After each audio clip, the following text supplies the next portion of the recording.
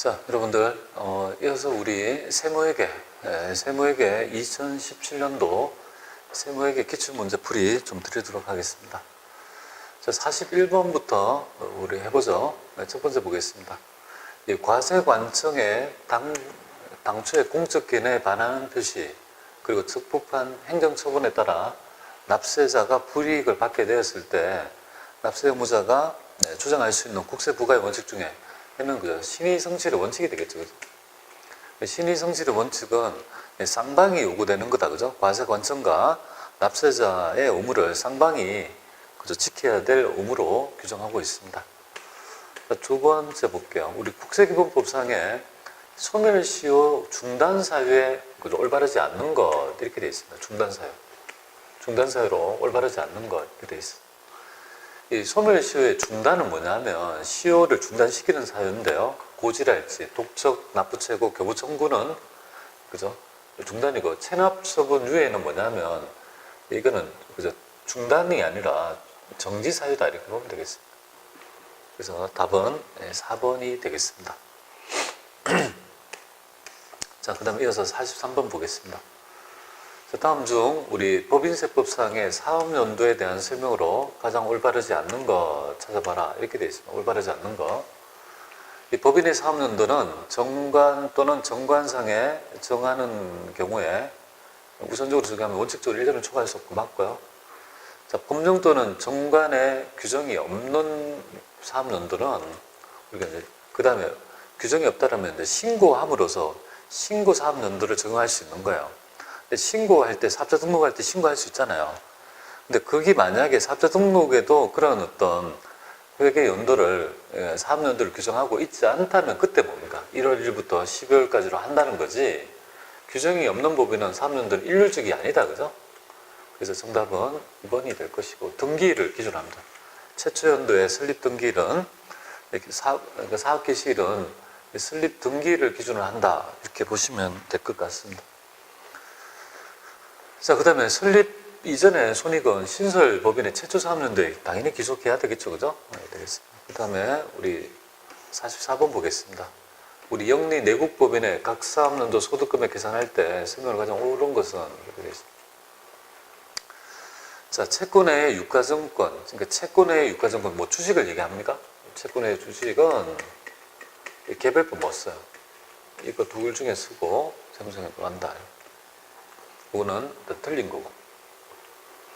자, 해당 법인의 소액주주 임원이 사용하고 있는 사택유지비는 송금에 당연히 산입하죠. 산입하지 않는다. 이거 틀린 지분이 됩니다. 자, 재고자산을 평가할 때 영업장별로 각각 다른 방법을 평가할 수 있지만 동일한 영업장 내에서는 모든 재고자산을 같은 방법에 의해서 평가할 때 아니다. 그죠? 우리 재고를 4가지 그룹 있잖아요. 상품, 제품 한 그룹, 원재료 한 그룹, 제공품, 반제품 한 그룹, 저장품 한 그룹 4개 있잖아요. 그렇게 각각 다른 방법을 평가할 수 있잖아요. 그죠? 자, 유가증권을 평가하지 않으면, 신고하지 않으면 총평균법이 원칙이죠. 재고는 무신고시 선의전처법이고 유가증권은 총평균법이 되겠습니다. 정답은 4번이다. 이렇게 보시면 됩니다. 자, 그 다음에 15번 보겠습니다. 45번. 다음 법인세법상의 세무조정이 필요한 항목을 모두 골라봐라 이렇게 되어 있습니다. 자, 유상증자 시 주식액면을 초과한 금액을 이거는 자본거래인데 수익하면 입금부실이죠. 그죠? 입금불산이 돼야 됩니다. 그러니까 세무조정이 나타나고 이전이죠. 이것도 입금불이네요. 입금불 되겠습니다. 자, 그 다음에 영화보유법에 따라 설치한 직장 어린이집에 여러가지 시설비는 복리수행비 비용 처리 오케이. 아무런 문제 없고, 우리 확정 기형 퇴직연금은 다 비용 처리하죠. 퇴직금 맞습니다. 문제 없어요. 그러니까 이거 세무적 유발되는 건 기형, 미형. 정답은 1번이 되겠습니다. 그죠? 자, 그 다음에 46번 볼게요. 다음 제조기업을 영위하고 있는 3일의 5기에 대한 사업연도의 재무제표에 대한 설명이고, 5기에 수행해야 될 세무조정으로 가장 옳은 것은 그렇게 되어 있네요. 보니까 감자차익도 있고, 채무 면책 뭐 이렇게 있네요. 그죠? 한번 감자차익 한번 살펴보죠. 자, 지금 보면은 회사는 단기 중 감자에 발생한 이익을 자본 잉여금으로 처리했다. 기억에 대한 얘기는 뭡니까? 아무런 기억에 대한 부분은 아무런 세무조정이 없다는 거죠. 당연히 자본잉여금, 자본거래에 대해서는 입금으로 보지 않으니까 자본잉여금 계산이니까 그죠? 아무런 세무조정이 없고, 채무면제액은 대주주가 회사에 대한 채권을 포기한 거니까 뭡니까? 당연히 그죠? 여기에 손익계산서에 영업의 수익이 된 거고, 근데 이월결손금을 했다는 말은 없네요, 그죠? 또 뭐 상관이 없고.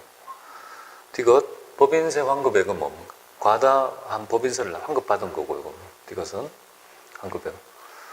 그럼 이건 입금 잡아야 되겠네요, 그죠? 법인세 환급액은 송금불이니까 얘는 입금 부산입이네요. 지금 수익 잡으면 안 되잖아요, 그죠? 여기 영업의 수익 잡으면 안 되죠. 이거는 세무조정이 디귿은 유발되겠네요, 그죠? 그리고 외화환산이익은 세무상태표의 현재 환율에 의해서 종료 매매 기준에 맞습니다. 다 인정하고 있죠. 이거는 인정합니다. 그러니까 지금 현재 보면 요것도 오케이, 문제 안 되고, 요것도 문제 안 되고, 얘도 문제 안 됩니다. 얘만 좀 문제가 되네, 그죠? 그런 걸 이해하고 봐야 될 것 같네요. 자, 1번 볼게요. 법인세 환급으로 순자산이 증가했고, 이는 입금에 해당되므로 별도의 세무조정이 필요하지 않다. 필요하죠, 그죠? 여기에 지금 보면 옳은 것을 얘기하네요. 그럼 요거는 세무조정이 필요하지 않다. 이거 틀렸고, 그죠? 감자차익이 순자산으로 증가했기 때문에 입금살이 아닙니다. 차이가 없으니까 괜찮고. 채무면제액 있잖아요. 채무면제액으로 만약에 이월결손금에 보존했다면 입금 무산입 할 수 있으며, 이 이월결손금은 발생연도 제한이 없죠, 그죠? 요거 맞고, 요겁니다. 외화환산이익은 다 인정해 주기 때문에 입금 불산입이라는 세무조정 하지 않습니다. 정답은 3번이 되겠습니다. 자, 그 다음에 이어가지고 보자. 47번 볼게요. 법인세법상 송금으로 인정되는 평가손실에 대한 올바르지 않는 것. 일반적인 평가손실은 대원칙이 뭐냐면 법에 의한 평가손실이 아니면 전부 다 부인하는 입장을 취합니다. 그러나 우리 법은 예외적으로 법에서 인정하는 것, 그 다음에 우리 열거되고 있는 그런 사유에 의한 것들은 이 결산조정 항목으로서 평가손실을 인정하고 있는데요. 이 보유하고 있는 있잖아요. 주식이 파산됐을 때에 대한 평가손실은 인정해 줍니다. 이거 인정해 주고, 부산은 단기간의 매매 차익을 목적으로 한 단기 매매 정권에 대한 시가 하락에 따른 평가손실은 당연히 임의적인 평가 손실이 되니까 이거는 그죠? 입금 불산입이 되죠, 그죠? 평가 손실이니까 송금 불산입이 되겠습니다. 송금 불산이 유보가 되겠습니다, 그죠? 올바른 평가 손실로 가장 올바른 유보될 것이고, 대구는 그죠? 부도가 발생해서 동주식에 대해 평가 손실을 보였고 되고, 그 다음에 공장 설비죠. 고정자산인 경우에 천재지변, 그죠? 여기 홍수로 인해서 평가 손실을 계산한 것도 인정해 줍니다. 정답은 이렇게 평가 손실 계산하면 안 된다, 그죠? 정답은 2번이 되겠습니다. 자, 그 다음에 48번 한번 가볼게요. 자, 지금 보면 우리 손익계산세 인건비에 관한 얘기인데, 급여 규정에 의하면 임원과 상여인의 상여금의 40%를 지급하도록 되어 있고, 세무조정 가장 옳은 것은, 그리고 건설본부의 인건비는, 그죠? 인건비는 공사가 진행 중인 자산과 관련된 것으로서 자산으로 처리한다, 이렇게 되어 있습니다. 자, 일단 사용인은 있잖아요. 이건 뭐 별 의미가 없습니다. 사용인은 아무런 한도 규정이 없으니까 넘어가고요. 지금 현재 얘는 지금 건설 중인 건설본부에 해당이 되고, 그럼 요거는 상여금의 한도는요, 한도 따져보겠습니다. 한도는 이 금액의 40%가 한도가 되나요, 그죠? 6천 되겠습니다. 5천이니까 아무런 한도 내 금액이니까 문제 안 되고, 그죠? 요거는 결국은 40%면 완전히 4천이다, 그죠? 근데 2천만 원은 초과했으니까 2천 부분은 부인해야 되겠죠, 그죠? 부인해야 됩니다. 그래서 얘는 지금 현재 이렇게 처리한 거예요. 이 금액은 요것만 가지고 상여금만 가지고 한번 말씀드려 볼게요. 그럼 회사는 어떻게 했다는 거예요? 그럼 회사는 상여금을 건설 중인 자산 있죠. 건설 중인 자산으로 6천 이렇게 잡았다 이 말이잖아요. 현금 이렇게 자산 잡았다 이거잖아요. 이제 세법은 어떻게 됩니까? 세법 입장에는 건설 중인 자산으로 잡아야 될 금액은 4천이고, 그 다음에 현금은 6천 나갔다 이거잖아요. 그죠? 그리고 2천만 원 유출됐다고 보는 거죠. 그죠? 유출되어 가지고 2천만 원. 그죠? 여기에 유출됐다고 보는 거예요. 그러면 여기 세무조정은 나타나겠죠. 그죠? 그러면 유출잉여금 잡고 2천만 원 잡고 건설 중인 자산 있죠. 2천만 원 이렇게 잡겠습니다. 여기 이제 IFP하고 FP가 나오면 이중 조정이잖아요. 그죠? 자산 감액할게요. 송금 잔입하고 건설 중인 자산 있죠. 감액해야 되죠. 자산 2천만 원 이렇게 해서 세법이 적정한 건설 중인 자산 사실 맞춰야 되죠. 마이너스 5 되겠습니다. 그 다음에 유출된 거 있잖아요. 이거 상여로 처분해야 되니까 임원 송금 불산입하고 그만큼 임원 상여금 한도 초과 2천에 대해서 상여 처분해야 됩니다. 이중 조정이 나타난다. 그죠? 상여 처분 이렇게 이중 조정 나타나는 요령입니다. 약간 어려울 수 있으니까 해석 강의 들었는데요. 자, 이렇게 되다 보니까 여기에서 정답은 감액 2천하고 또 부인한 금액 추가적으로 있죠. 상해 처분하는 정답은 3번이 되겠죠. 그죠? 3번 이렇게 되겠습니다. 그 부분 좀 체크해 주면 좋겠습니다. 자, 그 다음에 49번 보겠습니다. 법인세법에 대한 설명으로 가장 올바르지 않는 것 이렇게 되어 있습니다. 그죠? 올바르지 않는 것 찾아보겠습니다.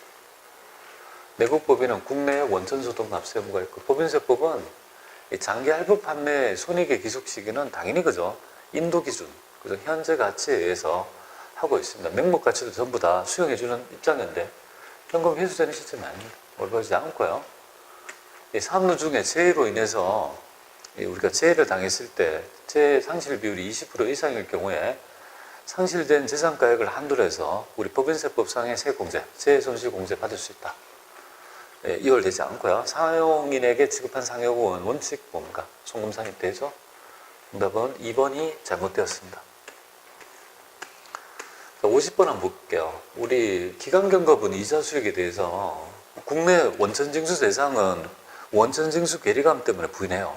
그래서 입금 불산입 잡고 마이너스 하지만 만약에 원천징수 대상이 되지 않는 그죠? 해외 예금이자 이런 것들은 전부 다 뭐예요? 다 수용해 주기 때문에 기간경과분 이자는 다 인정해 주기 때문에 세무조정이 유발되지 않는다. 그렇게 보시면 돼요.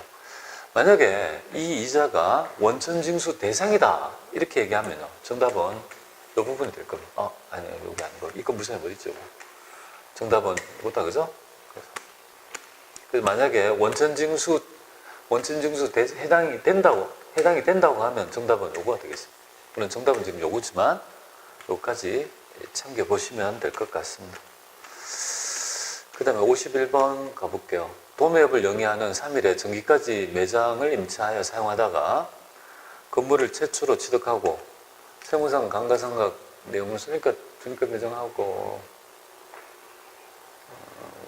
여기 지금 단기에 그죠? 매장을 임차해서 건물을 최초로 취득했네요. 그럼 이거에 대한 감가상각 신고를 해야 될 거 아니에요. 그 최초 신고는 법인세 과세표준 신고 기한입니다. 그러니까 당연히 이때니까 3월 30일 이렇게 되겠죠. 그죠? 4번이 되겠습니다. 최초 신고. 자, 그 다음에 여기 세무조정의 사항이 과세표준에 미치는 영향으로 옳은 것은 이렇게 되어 있습니다. 자, 지금 보겠습니다. 건물은 지금 보니까 전부 다 매는 시인부조액이 나타나네요. 시인부조액. 요 거는 지금 요거는 볼까요? 한도 초과 100만원. 송금 불산입. 그죠? 나온 거고. 얘는 시인부조액이니까 세무조정 없고, 그죠? 얘도 시인부조액이 나타나는 여기에, 그죠? 예, 상각 부인액이 있죠. 시인부조액 범위내 송금산입이니까 여기 송금산입에서 뭐 송금산입이 되죠. 마이너스 1보 되니까 두 개 합하면 뭔가 제로가 되겠네요. 영향이 없어. 정답이 되겠습니다. 자, 기부금에 관한 얘기 해보죠. 기부금은 말 그대로 우리 출세를 현물 기부금을 많이 내요. 그래서 현물 기부할 때 기부자산의 평가 금액이 있겠죠. 그래서 이제 법정기부금하고 지정기부금은 장부가예요. 그럼 특수관계자 간 지정기부금하고 비지정기부금은 비교해서 하게 되는데요. 시가랑 장부가액 중에 큰 놈을 현물 기부액의 평가액으로 합니다. 불문하고 시가는 이거 아니다, 그죠? 자, 특수관계 없는 자끼리 그 낮은 가액, 저가 양도 시에 정상가액을 초과한 금액은 기본을 볼 수 있는 거고, 기부라는 거는 사업과 관계없이 지출한 재산의 정액 가액을 얘기하는 거고, 그리고 기부금 한도 초과액은 지금 소멸되는 게 아니라 2월에서 5년 요새 지금 그 법 규정에는 5년이죠. 5년 2월에서 이후 기간에 기부금의 한도 미달액이 나타난다면 2월액 송금 산입 규정이 있습니다. 허용하고 있다. 이 정답은 1번이 잘못된 겁니다. 그 다음에 54번 볼게요. 법인세법상의 접대비에 관한 설명으로 가장 옳지 않는 거, 올바르지 않는 거. 접대비는 결국은 있죠. 뭐 기소기, 발생주의가 될 건데, 접대비는 교재, 사례금, 기타 명목료에 불과하고 유산성질, 법인의 업무와 관계, 세무상 접대비 한도를 초과하는 건 손부라고 대표자 상해가 아니고 기타 사회 유출이 되겠습니다. 어렵지 않는 것 같네요. 2번이고. 광고 선전 목적에 불특정 다수한테 끌어주는 거는 접대비를 보지 않고 광고 선전비를 봐서 전액 송금 인정하고요. 발생주의에 따라 시부인한다. 그렇게 보시면 됩니다. 55번인가요? 55번에 보면 우리 다음 중 송금 불산입 대상인 지급이자와 이에 대한 소득 처분을 연결을 잘못 올바르지 않는 거. 자, 이거는 대표상력, 건설자금 유보인데 이거는 뭐예요? 기타 사회 유출이 되겠습니다. 많이 출제되는 거네요. 그죠? 대번 3번이 되겠습니다. 56번 볼까요? 우리 업무 무관 가지급금에 관한 설명 중 옳은 것을 골라봐라. 이렇게 되어 있습니다. 옳은 거. 여러분들 가지급금이라는 것은 업무와 무관해서 자금을 대여한 거죠. 그래서 일단은 우리 특정 이자를 받아야 돼요. 그게 가지급금 인정이자 조정이죠. 그래서 가지급금에 대해서 이자를 받지 않거나 특정 이자보다 낮게 된다면 그 세법이 생각하는 인정이자만큼을 차액을 입금산입하죠.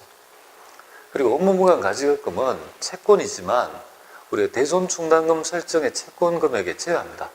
그래서 이제 특수채권 같은 거 제외할 때 그때 업무무관 가지급금, 그 다음에 보증 채무에 따른 대외변제에 따른 구상채권이랄지 이런 것들은요 충당금으로 설정한 대손충당금 송금 인정되지 않죠. 맞습니다. 그러니까 다 맞으니까 기억면 맞습니다.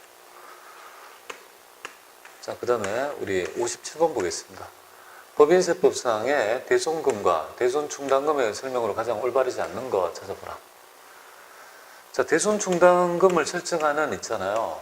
우리 채권에 대해서는 제한이 없다. 이렇게 보시면 돼요. 특별한 제한이 없고, 방금 말씀드렸던 뭐 업무무관 가지급금이랄지 구상채권이랄지, 그죠? 뭐 그런 것들에 대해서 특수한 채권은 제외하지만 일반적으로 외상배출금을 받으려면 설정한다. 이건 틀립니다. 대여금, 미수금도 설정할 수 있습니다. 틀렸다. 1번이 잘못된 것 같습니다.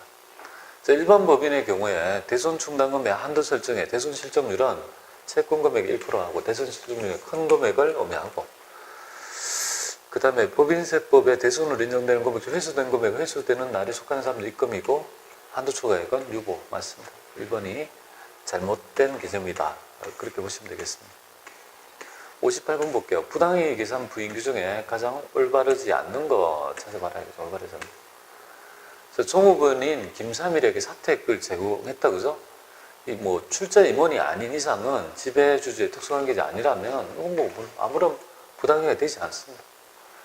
근데 가장 대표적인 거, 저가 양도, 업무무관 가지급, 그죠? 업무와 관계없이 무이자로 대여한 거, 그 다음에 무상용역, 임대, 뭐 이런 것들이 전부 다 대표적인 부당이익이 되겠습니다. 1번이 잘못된 거고요. 그 다음에 59번 보겠습니다. 우리가 법적 정비에 관한 얘기가 되겠네요. 영수증 우리가 3만원 초과, 일반경비 3만원 초과, 접대비 1만원 초과, 물론 경조비는 20만원 초과지만 법적 정비용을 사용하도록 합니다. 근데 만약에 정규 정비용을 법적 정비에 사용하지 않았다라면 송금 인정은 뭐냐면 접대비 같으면 아예 직부인이죠. 해당을 인정하지 않습니다. 그리고 가산세를 뭔가 부과할 수 없죠. 그죠? 하지만 일반 경비는요. 송금에 산입해주고 가산세를 때리죠. 그래서 이 가산세가 바로 정비물비 가산세라고 불리는 그죠? 미수치 금액의 2% 가산세가 있겠습니다. 60번 법인세 신고 납부에 대한 설명으로 가장 옳지 않는 것 그렇게 되어 있는 달말 상결 초원력 계산 등 그 다음에 세무조정 계산서를 첨부를 제출하지 않아도 됩니까? 그걸 무식을 보죠.